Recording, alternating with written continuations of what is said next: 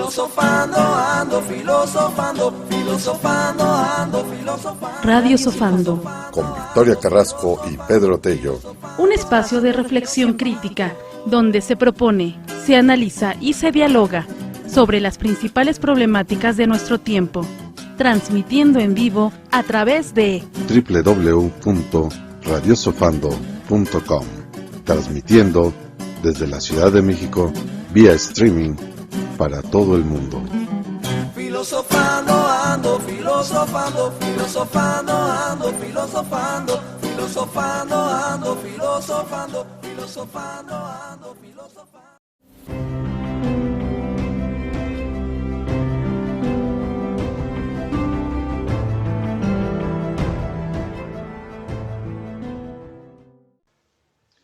Pues muy buenas tardes, bienvenidos al Foro Nacional de Protección Civil, Seguridad y Derechos Humanos que está organizando la FEPRIT, Federación Hispanoamericana de Editores, Productores de Radio y Televisión, en la sede virtual de la Comisión de los Derechos Humanos del Estado de México, la CODEM.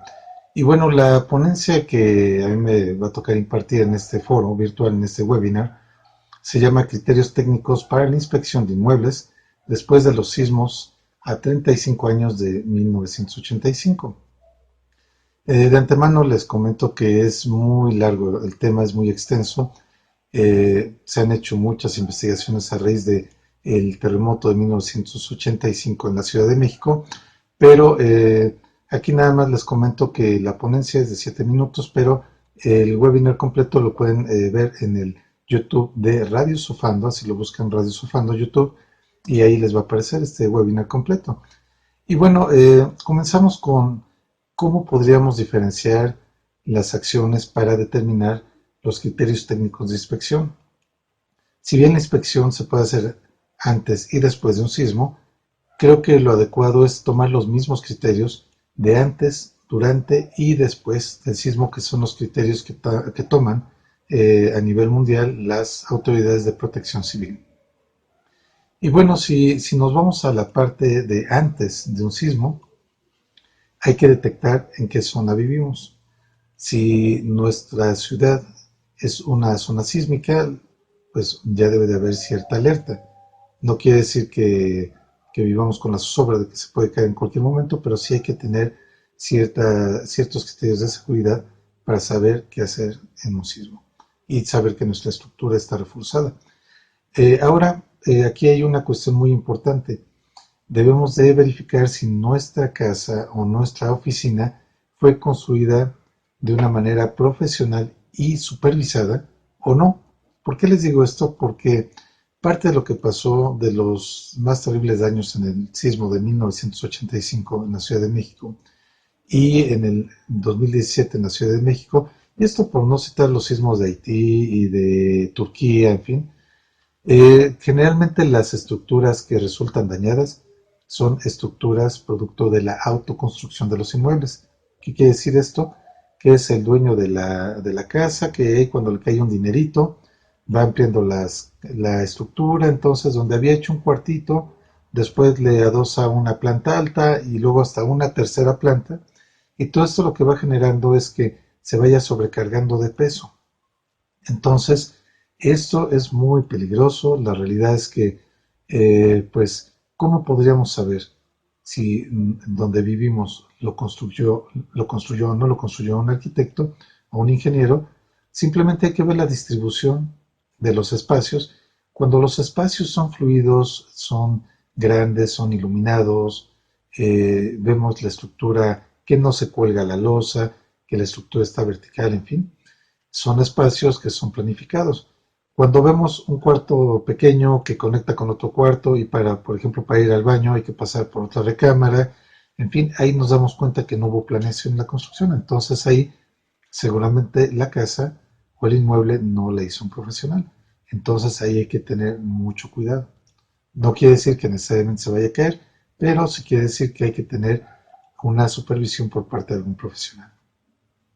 Ahora bien, esto es, y bueno, aquí nada más tomo un paréntesis para decir que es lamentable que esta cultura de la autoconstrucción se haya arraigado tanto en nuestro país que hasta el mismo presidente de México, Andrés Manuel López Obrador, pidió que ahora en los apoyos que va a dar, que anunció en su conferencia matutina, dijo que iba a dar apoyos para la construcción en México, pues dijo que los apoyos los ocupara la gente para que ellos construyeran solos y que no fueran con ni arquitectos ni ingenieros porque les iban a quitar el dinero.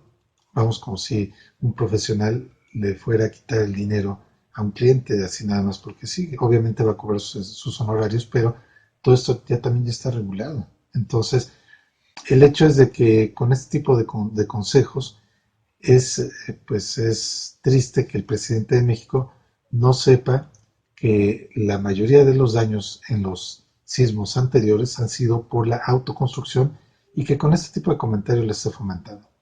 Pero bueno, hablaba de que primero hay que verificar si nuestra vivienda es de autoconstrucción o no.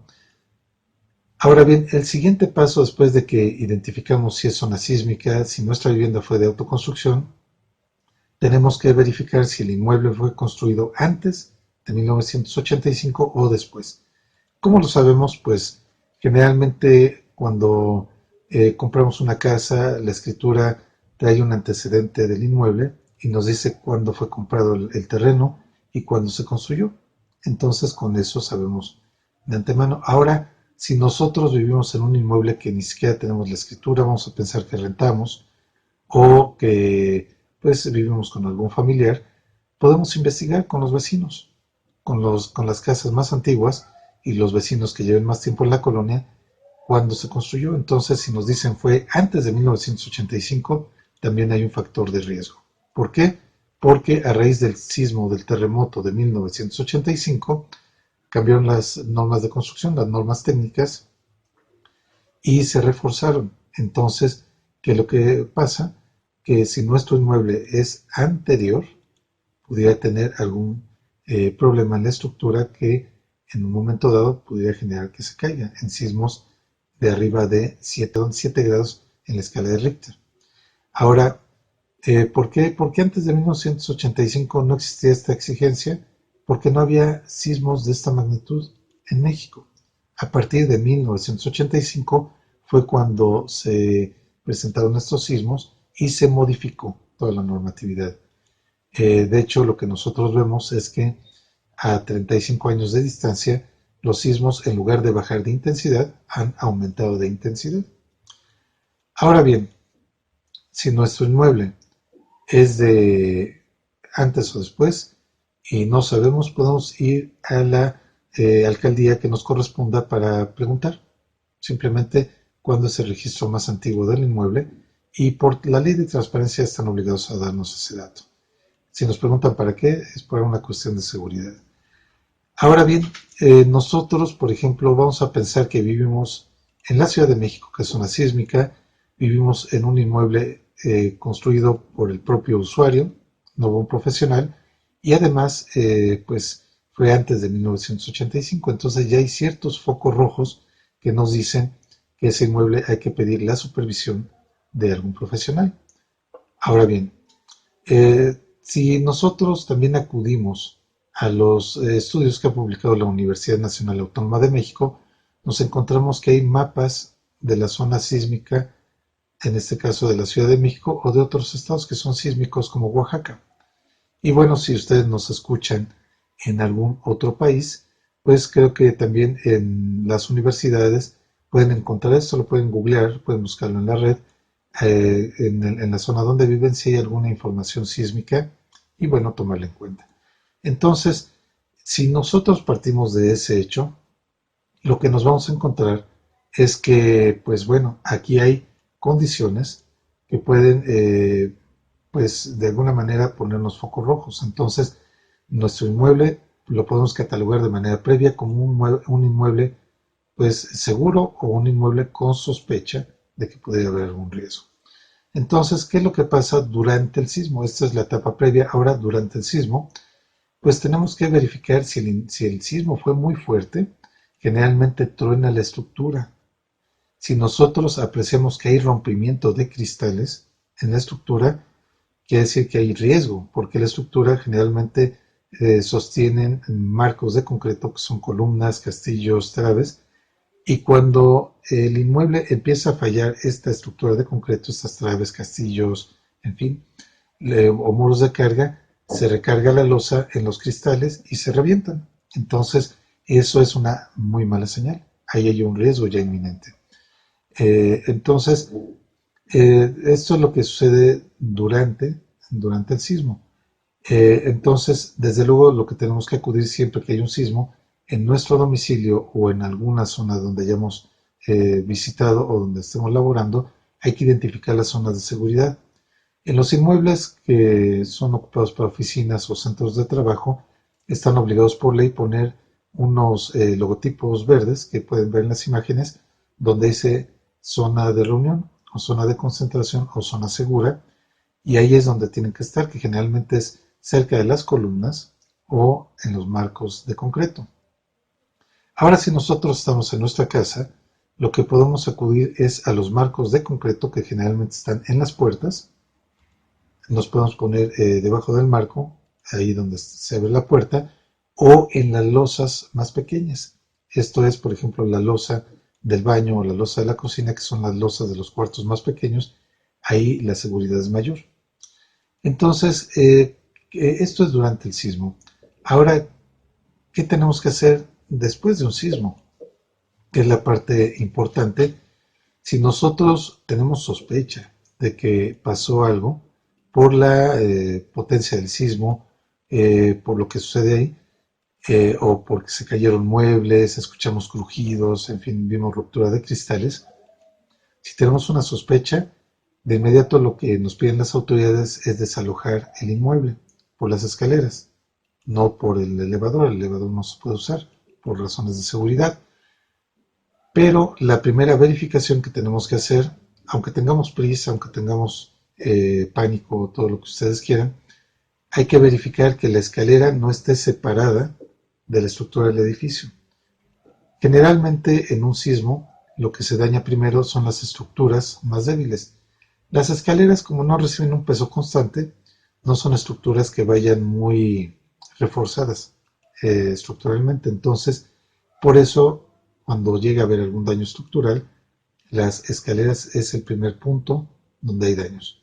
Si ustedes llegan a ver que hay cuarteaduras fuertes en la escalera o separación de plano de la escalera con el cuerpo del inmueble, no bajen.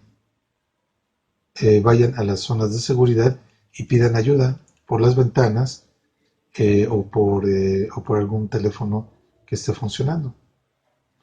Entonces vamos a pensar que ya sucedió el sismo, ya bajamos por las escaleras, ya estamos en la zona de reunión en la calle y ahora pues vamos, no hay brigadas de protección civil en su trabajo porque es muy pequeño, porque no se han organizado o porque están saturados.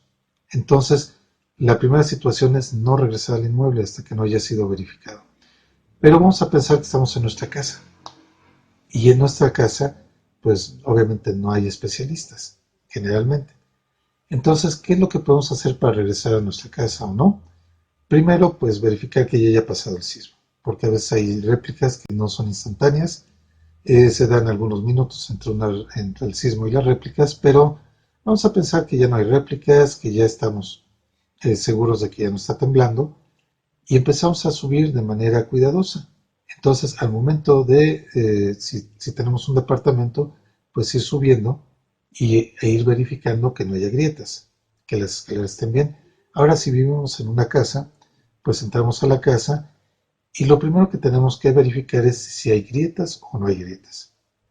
Ahora tenemos que identificar las grietas que había desde antes, porque a veces nuestros inmuebles se van dañando con los movimientos telúricos anteriores, por eso la etapa previa también se tiene que inspeccionar las grietas. Pero vamos a pensar que ya ingresamos al inmueble y de repente nos encontramos con grietas que no habíamos visto. Entonces, aquí hay criterios técnicos para saber si son de riesgo o no son de riesgo. Grietas verticales y grietas horizontales generalmente no son de riesgo. ¿Por qué? Porque esas grietas obedecen al movimiento de la estructura. Si nosotros vemos la forma de estructurar un inmueble, es muy parecido como hacer una estructura con palitos de madera y después esos palitos los forramos con cartón. Lo que va a sostener toda la estructura es la madera, no es el cartón. Entonces, si nosotros vemos en ese mismo ejemplo las grietas horizontales o verticales, puede ser producto de la separación del muro con la estructura. Si se llega a separar no hay un gran problema. Todo esto, pues sí se puede ser susceptible a la verificación de un profesional. Pero el hecho es de que si en un momento dado nosotros verificamos, además de eso, que las grietas pues no son muy profundas o no son muy grandes, pues vamos, el hecho es de que podemos ingresar sin problemas. Ahora bien, ¿qué pasa cuando nosotros ingresamos al inmueble y nos encontramos con grietas a 45 grados? Es decir, que van de una esquina a la otra esquina del muro. O de un extremo al otro extremo de una trave. Entonces, ¿qué pasa ahí? Ahí sí hay riesgo. Ahí hay riesgo ya de que pueda colapsarse ese muro y que pueda hacer que se caiga el peso de encima. Ahora, ¿cómo podemos saber previamente? Por ejemplo, antes de que venga un profesional, vamos a pensar que en una catástrofe como la de 1985 en la Ciudad de México o del 2017, no solamente en la Ciudad de México, sino en Oaxaca, Chiapas, los servicios estaban saturados, los servicios de protección civil estaban saturados. Lo que se tiene que hacer es verificar qué tanto espesor tienen las grietas. Si esas grietas son como si fuera un hilo de araña, no son peligrosas. Si son del espesor de un cabello, no son peligrosas. ¿Por qué? Porque se dan en los acabados, por ejemplo, en el yeso, pues en lo que hay ahí. En el caso del techo, estas grietas no son el mismo criterio, porque si el techo lo vemos que se agrieta de un lugar a otro, ahí sí puede haber riesgo. Pero es mucho más difícil que se agriete el techo, la losa de techo, o la losa del entrepiso que el muro. Generalmente se agrietan más fácilmente los muros. Entonces, ¿cómo lo podemos verificar nosotros previo a que llegue un profesional? Tomamos simplemente un alfiler y tratamos de introducirlo en la grieta. Si el alfiler penetra en la grieta, hay que ver cuánto entra. Si se va el alfiler hasta el fondo, quiere decir que la grieta es profunda. Ahora, mientras más apertura hay en la grieta, hay mucho mayor riesgo. Si la grieta es pequeña, es como una telaraña o el grosor de un cabello, no hay tanto riesgo. Se puede ocupar, pero siempre hay que pedir el auxilio de un profesional. Entonces, ¿qué es lo que pasa si yo encuentro que las grietas son a 45 grados y son grandes? Es más, en los casos más extremos se puede ver hasta de un extremo al otro de la otra habitación. Ahí no se debe de ocupar el inmueble. Bajo ninguna circunstancia se debe de ocupar el inmueble y se debe de notificar de inmediato a las autoridades de protección civil para que vayan y pongan un cordón alrededor del inmueble para que nadie entre y salga. Sabemos que es difícil estas condiciones, sabemos que la gente tiene objetos de valor monetario, sentimental, pero más valioso que la vida no hay nada. Entonces, vamos a pensar en el otro caso de que nuestro inmueble es seguro.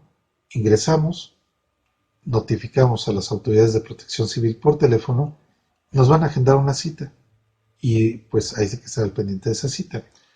Ahora bien, si nuestro inmueble resultó dañado, vamos a pensar que a veces no son solamente las grietas. Vemos otros factores desde fuera que son la verticalidad y la horizontalidad. La verticalidad, ¿cómo la verificamos? Pues nos paramos enfrente del inmueble y vemos si en la calle se ve recargado nuestra casa o nuestro edificio con el inmueble de al lado, o viceversa. Nuestra casa puede estar bien, pero puede estar recargado el inmueble de al lado. Ahí hay riesgo. Entonces, pues si el inmueble de al lado es un inmueble más grande como un edificio y la nuestra es casa, pues el riesgo de que al perder la verticalidad puede haber un colapso encima de nosotros. Entonces, también ahí no es recomendable habitar el inmueble. Ahora bien, si nosotros también tenemos duda, no es apreciable a simple vista, podemos colocar pues lo que le llaman técnicamente una plomada, que no es más que un objeto que se cuelga desde la azotea hasta abajo Y si por ejemplo de la azotea a donde va la cuerda hay 20 centímetros de separación, ese objeto que cuelga hasta abajo puede ser una botella, puede ser un tabique, puede ser algo pesado, debe tener los mismos 20 centímetros de distancia abajo que de arriba. Si el inmueble se recargó hacia adelante o hacia atrás, no va a tener esa separación. Va a tener, si se recargó hacia atrás, pues va a estar mucho más pegado el inmueble a la pared, o si se recargó hacia adelante, va a estar mucho más salido abajo. Entonces, son criterios rápidos de verificación. Entonces, también cómo podemos ver si la horizontalidad está bien, ver que la casa o el edificio esté vertical, porque si vemos que está inclinado o está colgada la losa, hay problemas.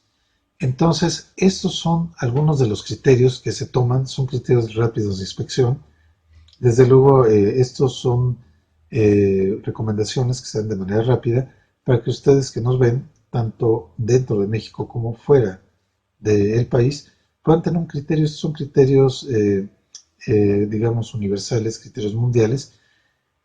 Y hablando de la normatividad, pues aquí en México no ha habido en ese sentido normas que se hayan institucionalizado para verificar la seguridad de los inmuebles. Generalmente las brigadas de inspección en las cuales me ha tocado participar, pues verificamos con base en normas de California, las normas ATC, así las pueden buscar en internet. ATC que van de 1985, 1991 y la ATC 20, ATC 21 y ATC 20-1. Son las normas que se utilizan para la inspección, son más técnicas. Yo les sugiero que, pues, en lugar de estar queriendo descifrarlas ustedes solos, porque ya requiere cierto conocimiento en la estructuración de los inmuebles, lo que es más sencillo es que si tienen alguna duda, pues llamen a las autoridades locales de protección civil de su localidad, o en su caso, pues si no hay o están saturados, pues llamen al colegio de ingenieros o arquitectos. Y si no hay ninguna de estas autoridades, ni ninguno de estos órganos colegiados, pues recurran a un ingeniero o un arquitecto de su confianza para que verifique el inmueble. Y bueno, pues estos son parte de los criterios, podríamos ver más, pero son mucho más complejos, mucho más técnicos. Y bueno, pues les agradezco mucho la atención a esta conferencia, a este webinar organizado pues con motivo de lo que son la conmemoración de los terremotos de 1985 en la Ciudad de México y del 2017. Bueno, mi nombre es Pedro F. Tello García y ahí en la pantalla van a estar viendo mis medios de contacto por si ustedes requieren más información. Ahí está mi correo electrónico, mi página de internet y pues los canales a los cuales nos pueden escribir, canal de YouTube, en fin. Y nuevamente agradezco a la FEPRIT la cortesía de habernos invitado a este foro y les agradezco mucho y sigo sus órdenes. Pedro Tello, director de Multimedios, Radio Sofando Multimedios Noticias. Muchas gracias.